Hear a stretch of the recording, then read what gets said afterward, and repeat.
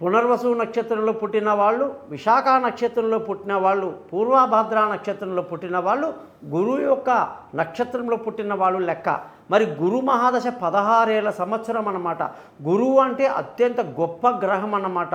జ్ఞానానికి, చదువుకి నెంబర్ 1 గ్రహం మంచిది. కాబట్టి కనకపుష్యరాగం చాలా రకాలు ఉంటాయండి. అందులో ఆ కనకపుష్యరాగాన్ని మేము తెప్పించి 3 క్యారెట్ల బరువున్న రాయిని 16,000 జపాలతో వెండిలో పెట్టినవి ఉంటాయి.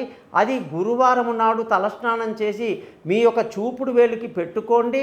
దానిని పెట్టుకునే ముందు మీకు నచ్చిన గురువు ఆలయానికి వెళ్ళి, ఆంజనేయ స్వామి కావచ్చు, దత్తాత్రేయ స్వామి కావచ్చు, మీకు నచ్చిన బాబా గుడికి వెళ్ళి పూజలో పెట్టి దాన్ని చూపుడు వేలికి పెట్టుకొని మీరు నేను చెప్పిన మంత్రాన్ని రోజు 16 సార్లు చదవండి.